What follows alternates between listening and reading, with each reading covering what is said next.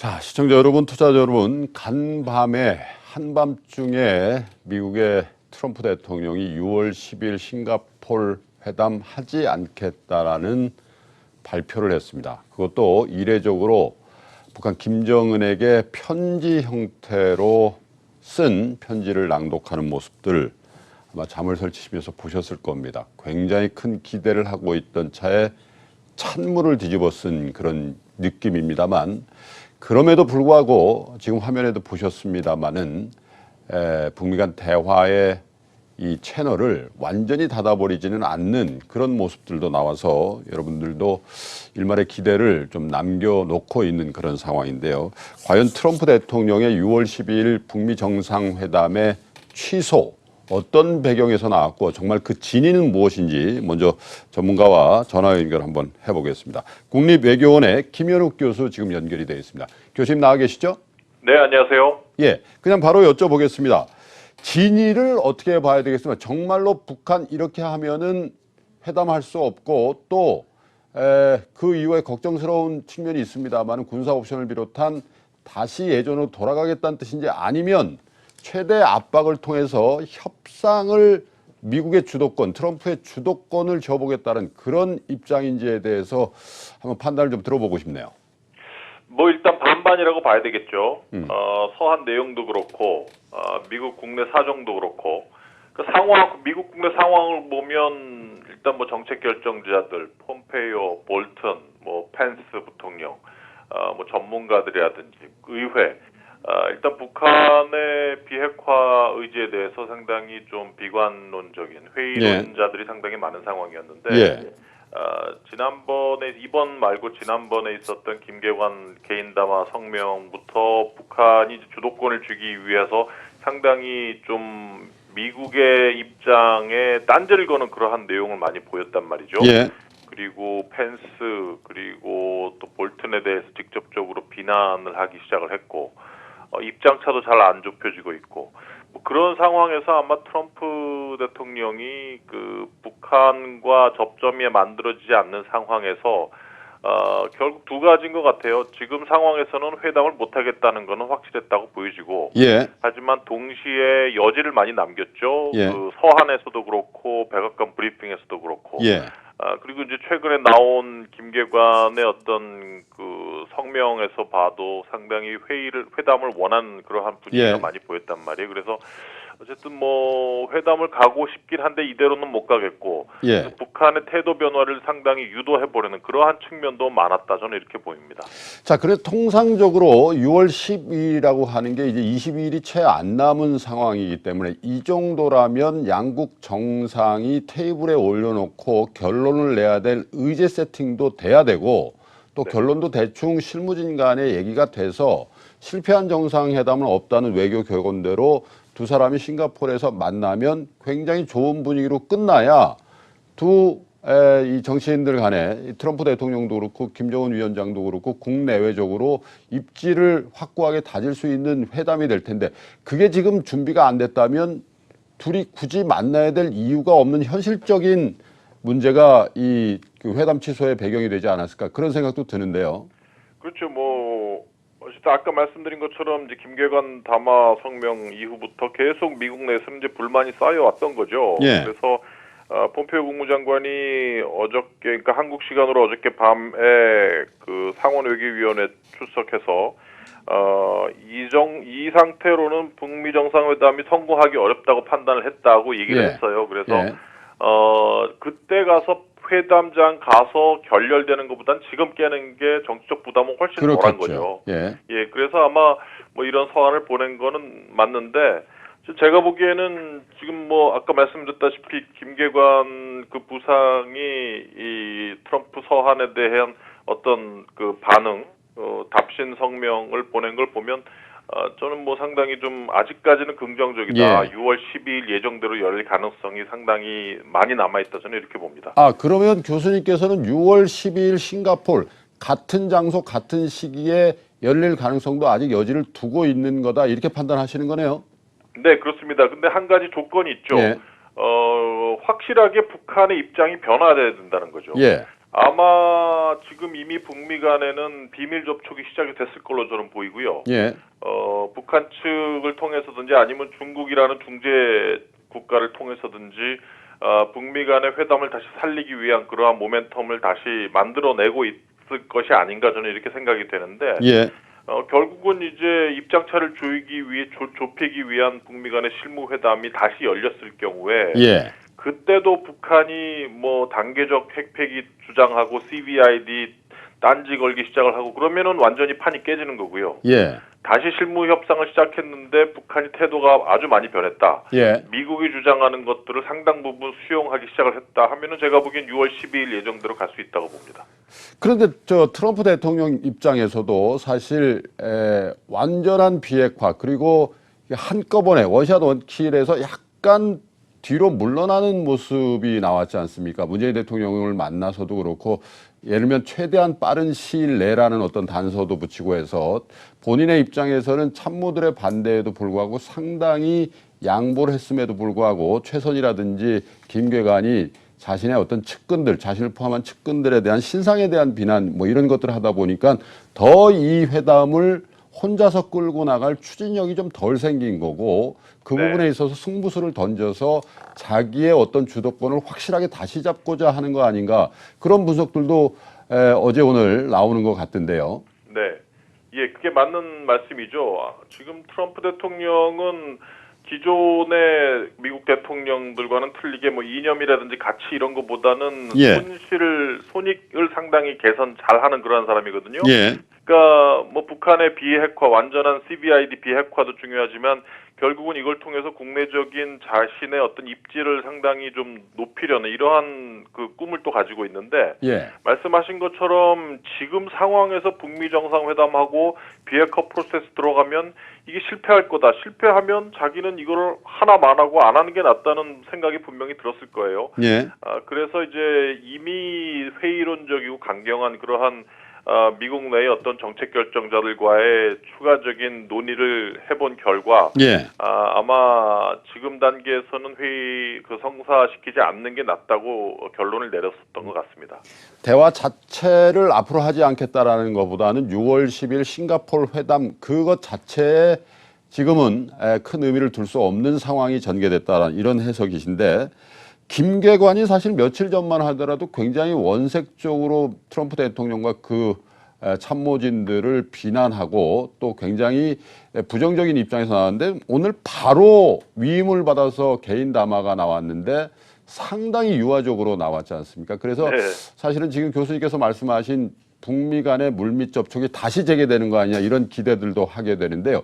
이렇게 북한의 김정은의 위임을 받아서 나온 담화는 우리가 어떻게 해석이 될지요. 만약에 여기에서 또 그 트럼프나 트럼프의 참모진에서 제대로 된 이런 반응들이 안 나오면 다시 북한이 좀 강경해질 그래서 판 자체가 좀 깨질 위험성 이런 것들에 대해서는 걱정 안 해도 되는지요.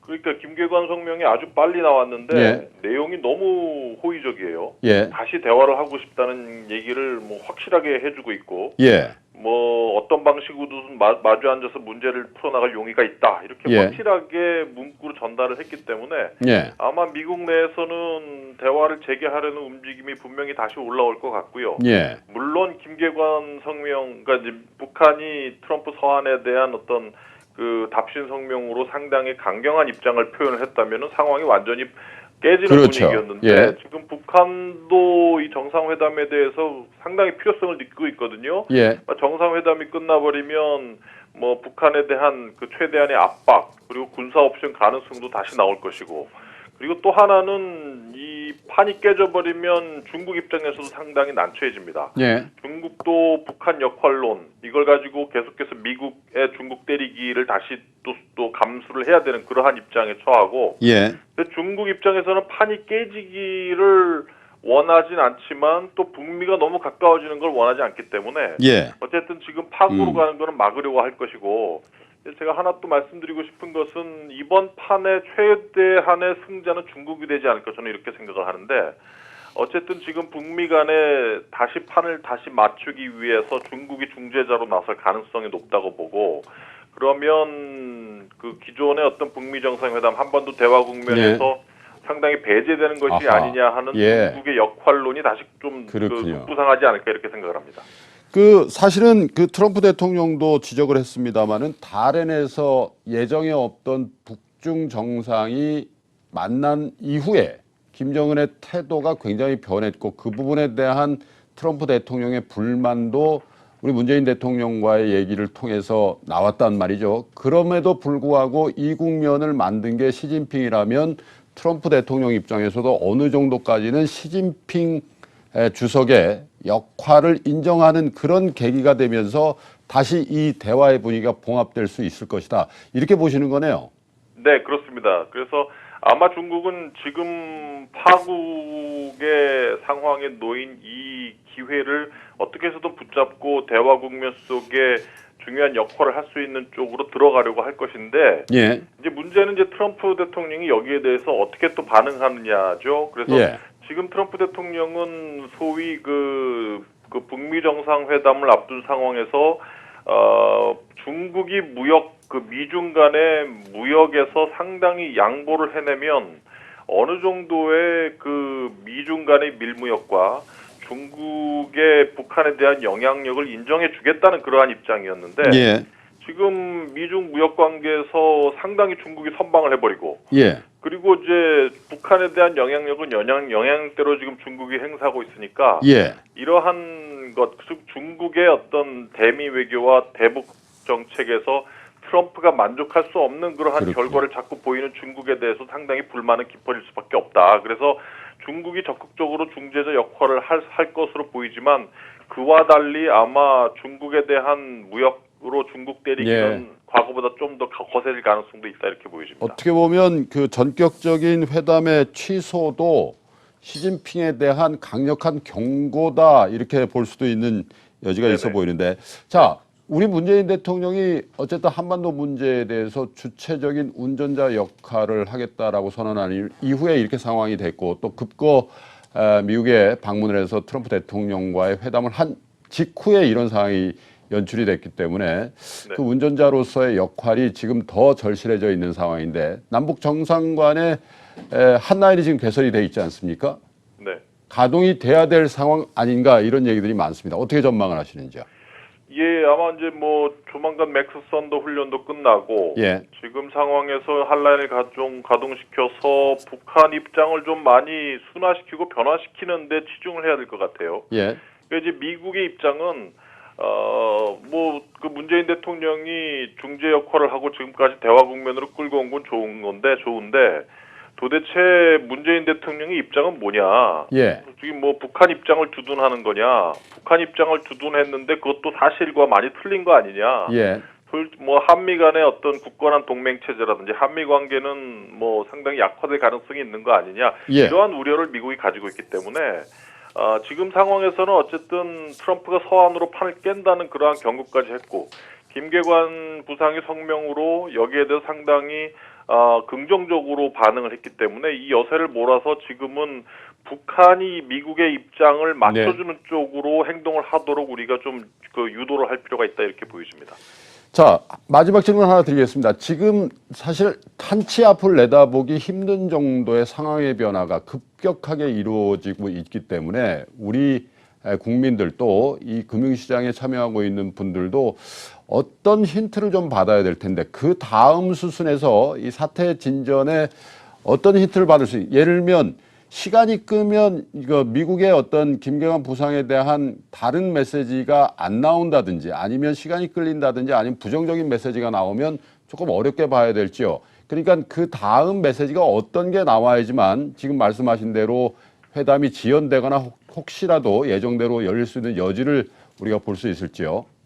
그래서 제가 보기에 이번에 트럼프 서한은 북한에게 상당한 경고를 날렸다고 보고 예. 더 이상 북한의 구태의연한 벼랑 끝 전술이 이제 미국 트럼프에게 통하지 않는다는 걸 잘 보여줬거든요. 예. 그래서 어저께 서한이 나왔을 때는 다들 놀라셨을 텐데 예. 저도 오늘 이렇게 상황이 어떻게 전개되는가를 보니까 오히려 이거는 추후에 미북 정상회담에 더 성공적인 정상회담을 위한 일종의 약이 됐다 저는 이렇게 봅니다. 네. 그래서 아마 이 기회를 통해서 북한 태도 변화가 상당 부분 이루어지면 오히려 계속해서 입장 차이를 조율하지 못하고 그래서 북미 정상회담이 성공할 수 있을까 이러한 조바심을 가지고 있었던 이전의 상태보다 오히려 정상회담 예. 성공 가능성이 더 높아지지 않았나 이렇게 보여집니다. 알겠습니다. 고맙습니다, 교수님. 여기까지 하겠습니다. 감사합니다. 예, 국립외교원의 김현욱 교수와 간밤에 있었던 상황과 앞으로의 전망에 대해서 간단히 좀 인터뷰를 해봤고요. 자, 다시 시장 전문가 세 분 소개해드리면서 정상적인 진행을 좀 해보겠습니다. 하나투자증권의 김일구 센터장 모시죠. 어서 오십시오. 안녕하십니까. 삼성선물의 전승지 책임연구원 오셨습니다. 어서 오십시오. 안녕하십니까. BNK투자증권의 스몰캡 담당이시죠. 최종경 연구위원 오셨습니다. 어서 오십시오. 안녕하십니까. 자, 김일구 센터장께도 한번 기회를 드려야 될 것 같습니다. 어떻게 보셨습니까? 어떻게 판단하고 계세요? 금융시장에 대한 반응과 앞으로의 전개는 어떻게 될까요? 글쎄 제가 볼 때는 이걸 어제 미국 주식시장도 조금 전에 화면 보셨습니다만 트럼프 대통령이 회담을 취소한다라고 발표할 때 굉장히 좀 강경한 이미지였어요. 그리고 예. 거기다가 트위터로 날린 게 아니고 이제 스태프들을 뒤에 다 배석을 시키고 그다음에 공식 문서로 했단 예. 말이죠. 이건 어떻게 보면 전쟁의 명분을 쌓는 거 아니냐 이런 식의 해석도 가능했습니다. 그래서 주가가 좀 떨어졌는데 또 다 회복을 했어요. 회복한 예. 이유는 이거는 그렇게 볼 일이 아니다 싶은 예. 것이고 현재 상황은 제가 볼 때 그런 것 같습니다. 요 직전에 트럼프 대통령이 회담을 취소한다라고 하는 게 직전에 했던 게 뭐냐면 중국이 수입 자동차에 대해서 관세를 대폭 인하하겠다고 했음에도 불구하고 예. 트럼프 대통령이 미국에 수입되는 자동차에 대해서 어마어마한 관세를 때리겠다고 나갔어요. 그렇죠. 이건 뭐냐면 중국에 대해서 상당히 강한 불만을 표출을 한 겁니다. 예. 그러니까 왕이 외교부장이 왔을 때도 예. 북한을 우리가 컨트롤할 수 있다라는 걸 메시지를 아주 강하게 줬거든요. 여기에 예. 대해서 미국으로서는 상당히 불만을 가진 것 같고 어허, 그래서 예. 중국하고는 이런 상태에서는 하지 않겠다라는 거고 근데 예. 그 와중에 김계관 제1부상이 그전에 했던 이야기에 대해서 미국이 크게 반응을 안 했어요. 예. 근데 이제 최선희 부상이 외교적인 상당히 결례를 범한 것이죠. 국장, 미국이 예, 부통령을 예, 예. 공격을 했으니까 원색적으로 그것도 이제 정상들끼리 만나기로 한 게 한 달도 채 안 남았는데 예. 그 상당히 외교적인 결례인데 최선희 부상이 이제 중국하고 관계가 굉장히 깊지 않은가 이렇게 판단을 하는 것 같아요. 그래서 제가 볼 땐 요거는 이제 그 중국 라인에 대한 미국의 경고라고 봐야 되고 그리고 중국하고 지금 북한 문제를 놓고 중국하고 이렇게 딜을 할 생각은 없다. 그러니까 북한에 대해서 김정은 위원장이 우리 곧바로 딜하자. 예. 중국을 끼지 마라라고 하는 것이고. 조정하지 마라. 네, 그렇죠. 예. 그러니까 김계관 부상, 제1부상 같은 경우에는 그래서 이제 위임을 받아서 예. 다시 한번 이야기해 봅시다. 중국 안 끼고 뭐 이런 식의 예. 이야기들인 것 같아요. 그래서 최근에 진행되는 상황을 보면 저는 아직까지 북미 정상회담에 대해서는 굉장히 낙관적으로 생각을 하고 있고요. 근데 예. 이번에 이래서도 보면 미국하고 중국 사이 관계가 갈수록 악화되는 거 아닌가 그런 우려를 하고 있습니다. 사실은 어떻게 보면 간밤에 있었던 트럼프 대통령의 이 북미 정상회담에 대한 취소 발언도 사실은 근본적인 거는 북한 뒤에 있는 중국에 대한 트럼프 대통령의 생각이 그렇게 표출된 거다 이렇게 보는 시각에 대해서는 지금 김현욱 교수께서도 그런 말씀하시고 우리 김일구 센터장께서도 경제적인 측면에서의 어떤 그런 측면까지 다 고려된 거다. 이게 얼마나 어려운 함수예요 이게. 참 그냥 그 표면적으로 나타나는 그 워딩만 봐서는 참 판단하기 어려운 부분인데요. 자, 전승지 연구원. 금융시장 어떻게 반응하는지 외국인들 어떻게 반응하고 있습니다. 환율 등등요. 예, 일단 사실 시장 반응은 미미하다라고 예. 보시면 될 것 같고요. 어제 미국 주가는 좀 빠졌다가 낙폭을 줄였고 예. 금리도 물론 빠졌고 특히 전통적인 안전 자산들인 예나와 금이 좀 강세를 보이긴 했습니다. 예. 달러 환율도 오르긴 했는데 사실 우리 입장에서는 좀 상당한 악재일 수 있는데 그렇죠. 상승은 좀 제한이 됐고요. 예. 또 외국인도 일단은 오히려 좀 순매수세를 보이는. 그러니까 사실 워낙 외국인 같은 경우는 냉정한 입장을 견지해 왔기 때문에 예. 북한 이슈 때문에 많이 사지도 않았고 그렇죠. 그렇기 때문에 예. 자금 이탈되는 모습도 나타나고 있지는 않은 상황입니다.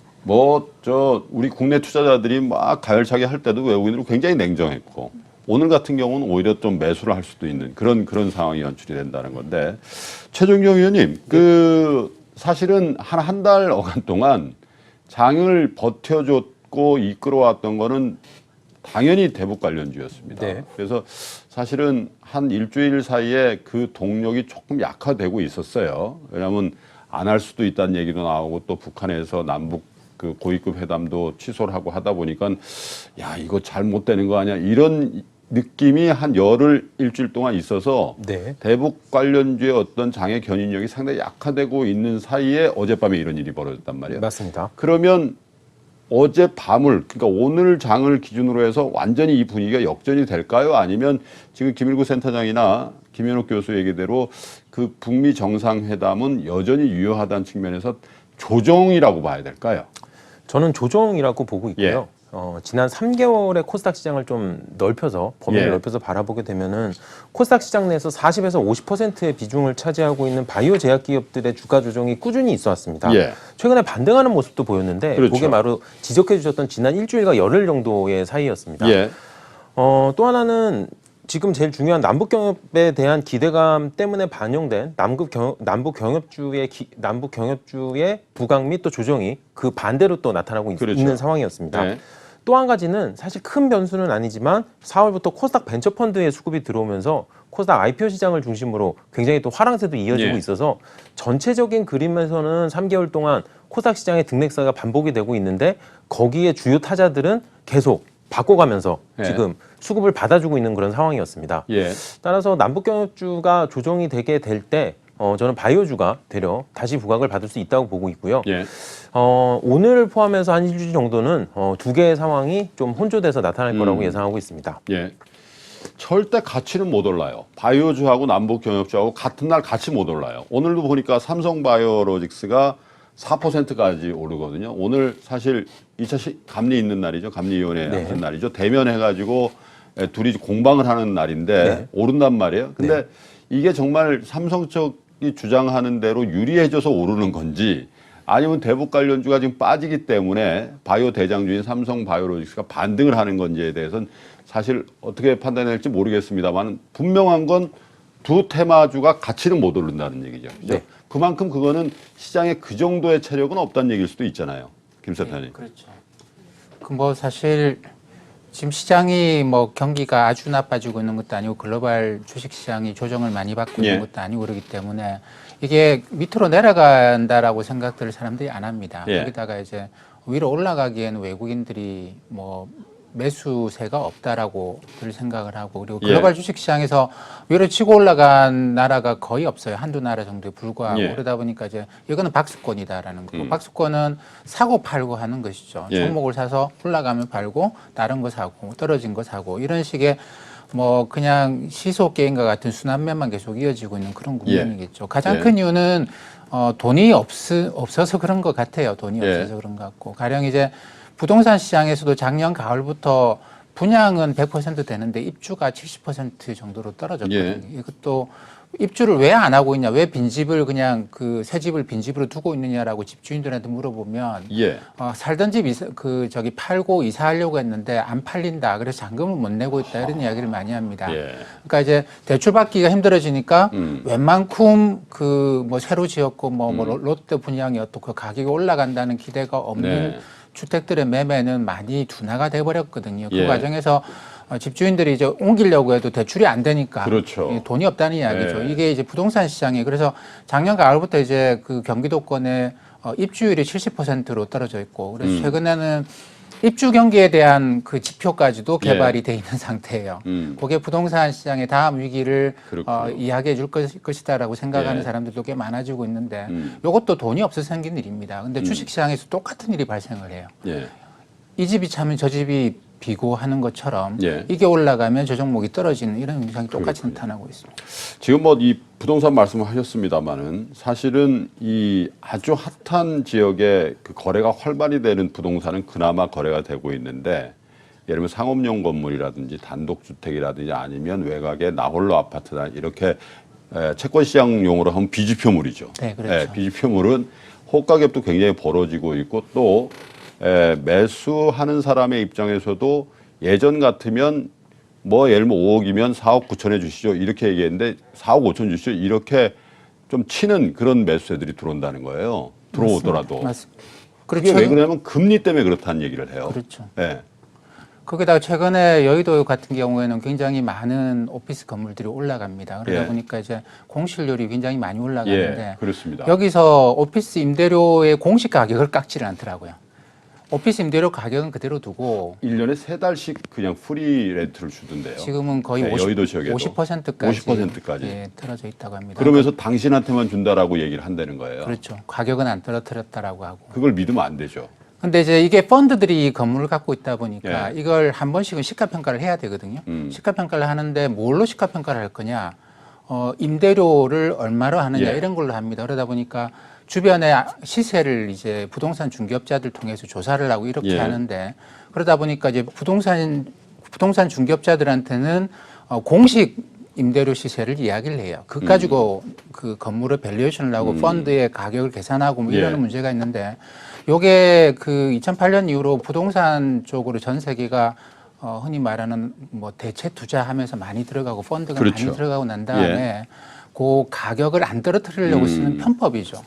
이거 상당히 그러면 그 문제가 펀드의 있습니다. NAV 그러니까 그 사실 펀드의 어떤 자산에 대한 평가도 어떤 측면에서는 약간 버블이 쌓이고 있다라고 볼 수 있겠네요. 그 부동산에 들어가 있는 펀드 같은 경우에는 그 가격 계산을 다시 해봐야 됩니다. 그러니까요. 다시 해봐야 되는 문제가 네. 있어요. 그렇군요.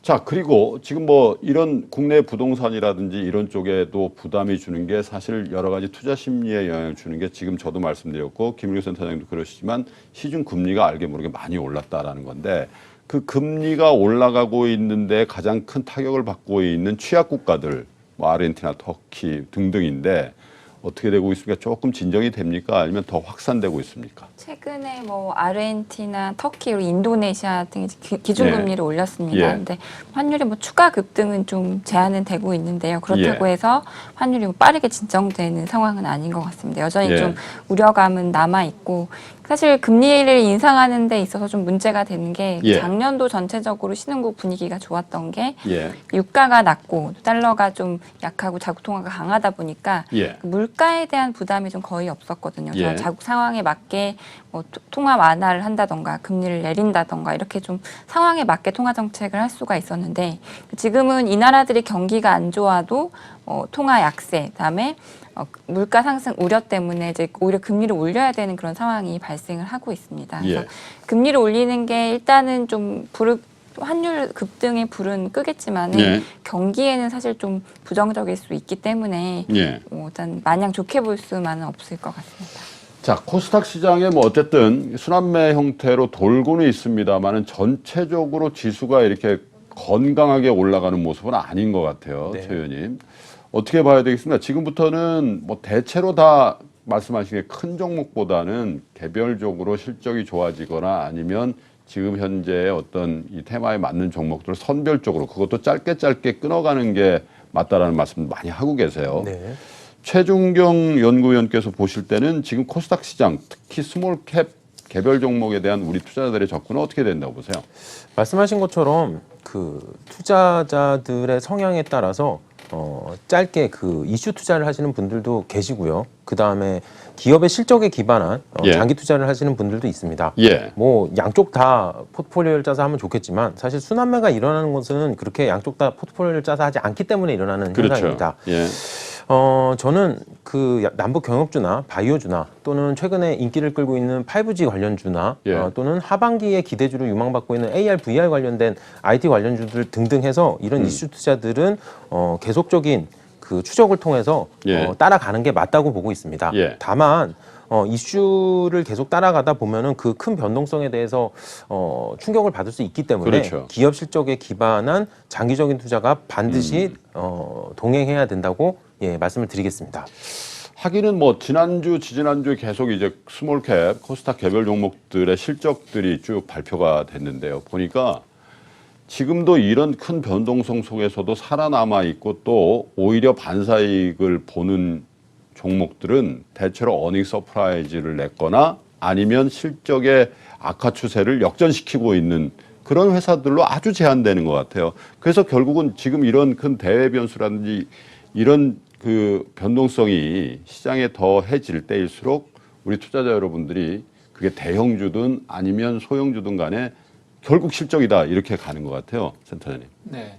그러니까 주식시장에서 가장 안전한 그 게임은 실적 가지고 하는 것이죠. 예. 근데 이제 실적 가지고 하면 실적의 변동성이 별로 없기 때문에 뭐 그리고 돈 버는 회사는 맨날 벌고요. 돈 못 버는 회사는 맨날 못 벌고. 예. 그러다 보니까 이제 재미가 없다. 그래서 뭐 무슨 이런저런 테마에 이제 왔다 갔다 하게 그렇죠. 되는데 예. 그리고 이 테마주들 같은 경우에 주가 상승폭이 뭐 나타날 때는 굉장히 크게 나타납니다. 예. 변동성이 크니까 예. 소액으로 이제 뭐 투자를 해서 돈을 벌고 싶을 때는 당연히 실적이 아니고 이런 테마주 쪽으로 가는 거는 개인 투자자들이 일반적이에요. 그러다 보니까 이제 개인 투자자들이 실패를 하는 경우가 기관 투자자들보다 좀 많습니다. 소액으로 변동성 큰 종목들. 그렇죠. 근데 이런 식으로 주가가 올라가지 못하고 있을 때 변동성 큰 종목들을 잘 샀다가 잘 파는 것 훌륭한 투자 매매 방식이긴 한데 예. 그게 좀 어렵다고 생각하시는 분들은 이제 실적에 집중을 하는 게 좋은 방법이죠. 그래서 뭐 기관 투자자들은 늘 그겁니다. 그러니까 실적에 집중해서 종목을 갖고 있다가 이번 예. 같은 경우에도 뭐 남북 경협이나 이런 것 때문에 주가가 많이 올라가면 팔고 그러거든요. 그러니까 왜 이렇게 좋은 뉴스에 기관이 파느냐, 뭐 루머에 사서 뉴스에 판다는 이야기냐, 그것보다는 기관 투자자들은 실적에 집중하도록 좀 훈련을 많이 받아놓은 상태인 것이죠. 그렇고 뭐 이 종목을 한두 종목만 취급하는 게 아니니까 네. 그룹으로 취급하니까 그 그룹 전체의 어떤 투자하고 있는 포트폴리오 그룹 전체에 대한 실적 추이가 쭉 좋아지는 그룹을 만들지 않으면 우리 센터장님 같이 이제 임원님들 이런 분들이 불러서 뭐라고 하잖아요. 그죠? 그거는 잘 모르겠습니다. 알겠습니다. 자, 김일구 리서치 센터장 전승지 연구원 최종경 연구위원과 말씀 나누고 있는데 잠시 전화 말씀 드리시고요. 후반부에서 여러분 다시 뵙겠습니다.